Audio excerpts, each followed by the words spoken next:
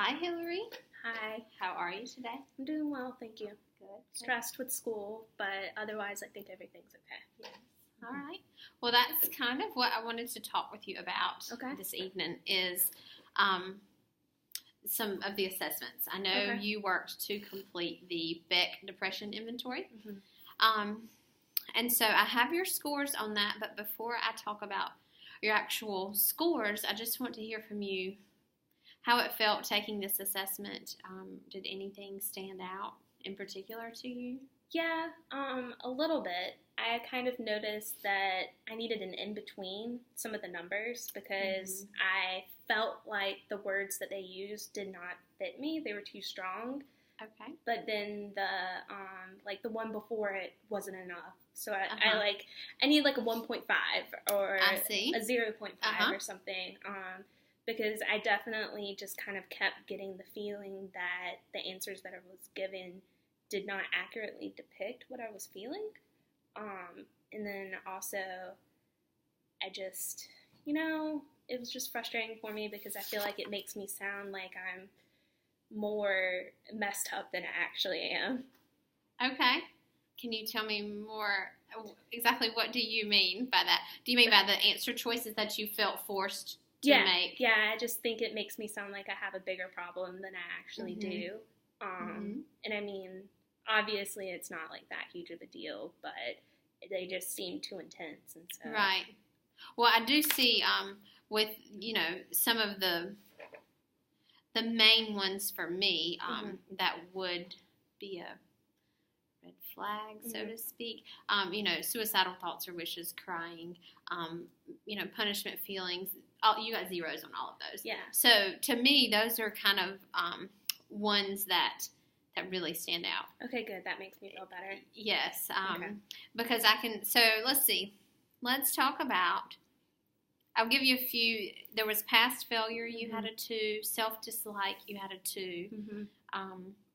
So would one of those be an example of the ones you mentioned? You might need a 1.5. Yeah, definitely. Because I mean, honestly, the self-dislike one is totally school.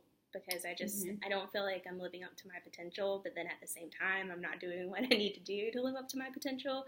So it's just like kind of a constant circle of being slightly disappointed because I'm not doing well and then I'm not doing what I'm supposed to be doing. So I'm disappointed in that. It's like a kind of a battle within yourself, so to speak. Definitely. That pretty much describes it. But I mean, the way that the question's like phrased, because I'm a little bit more than lost confidence in myself, but then I'm not like completely let down my entire life about disappointment. Right. There's still things that you have to be proud of. Yeah.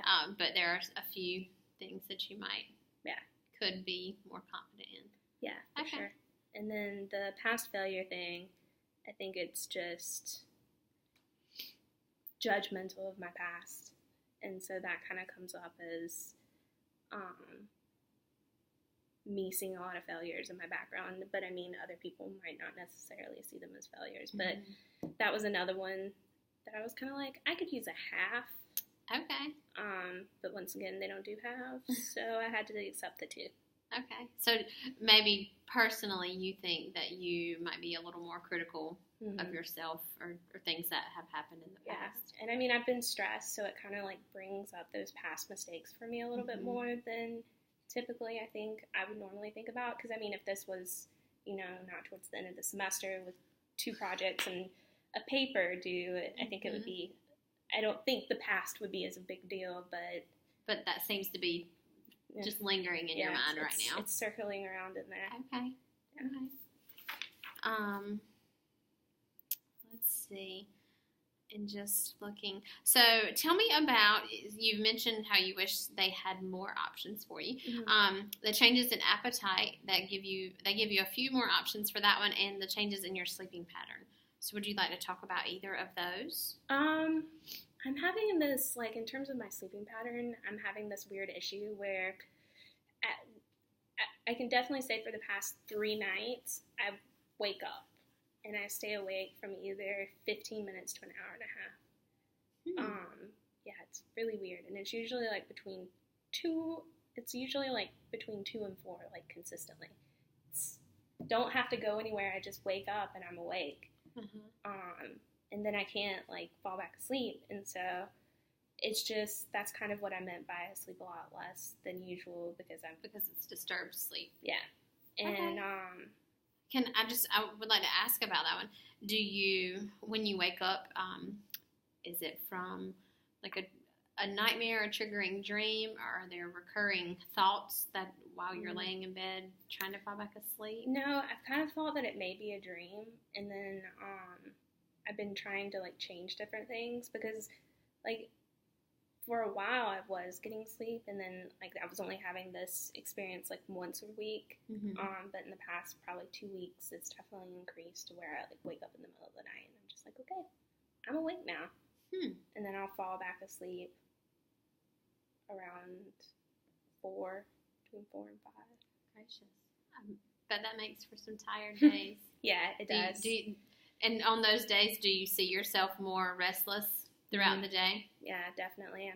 And a lot more irritable. People accuse me of being in a bad mood, and I guess technically I am, but nobody needs to point that out to me. So have you noticed anything in common with the nights that you have not woken up in the middle of the night? Yeah, initially, I thought maybe it was just kind of like the time that I was going to bed, that maybe I was going to sleep earlier than normal. So then I worked on consistently making my bedtime at the same time, but I'm still having the problem. And then I thought maybe it was being stressed about waking up for the next day. Because I used to work at Starbucks, and the nights that I had to open, I was a lot more restless sleeping.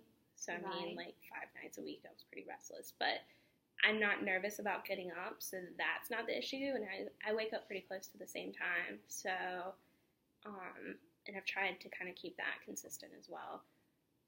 Changed not eating, like, maybe 2 hours before bed, to see if that was it. So you have tried that? Yeah, and, for a while I thought maybe it was, like, maybe drinking before, but I don't drink enough, and, because it started out, like, on nights that I would go out with a friend and have a drink, but that's not it either, because even like if I don't have anything to drink, I'm still having the problem. It can still happen on those nights. Yeah. Well, it definitely sounds like you're on the right track to try and track what might be triggers or helping with that. And I heard you mention the word anxiety. You know, with everything you have going on with grad school, it definitely throws a lot down on your plate at once. It kind of feels like everything's like it's been slow up until this point, and now everything's just like, all right, you got to do it all now. Yes, and I can recall that seems to be a regular occurrence about this time each semester. But I'm sure that you would be able to accomplish that. It sounds like you're already looking for what might be the underlying reason for your changes in the sleep pattern. So I think you're on the right track. And like I said, I feel confident in that you still have zeros, for the suicidal thoughts, crying, loss of pleasure, even that one. You don't feel sad. So I think the ones that are zeros are definitely the important ones. They are, yeah. They make a big difference in your score. And with your score, with a total of 14, it puts you into the mild depression category. And again, this is to focus on what has happened or been going on in your life in the last 2 weeks. Okay. So, do you think that would be different if we did this maybe 2 months from now, or if we would have done this 2 months earlier? If we get to May 6th, I feel like it would definitely. Well, I guess May 20th, because that would be about 2 weeks after the end of the semester. I feel like things would probably be a lot different, because I think my sleep issues are causing me to be more tired, which makes me feel more run down, and so therefore it makes me feel like I'm depressed. And with the loss of energy, that was one. Yeah, and I don't know necessarily if like mild depression's an accurate fit, because I feel more anxious and like tired than I do depressed. I understand. So more so the anxiety piece And like you said, because I can see here a lot could stem from your sleeping pattern, the loss of energy, which was a 1, your loss of interest, which is a 1, and your agitation. Of course, you're going to be more restless than if you were getting sound sleep, but irritability and concentration. So all of those, I feel like, could and very well may change as you get fingers crossed. Yes, as you can tackle your changes in your sleeping pattern. Okay. We are, but doing a video. We can move. Do you guys need this room? Our class started at 6. You go ahead. We'll. Oh, okay. We'll move. No.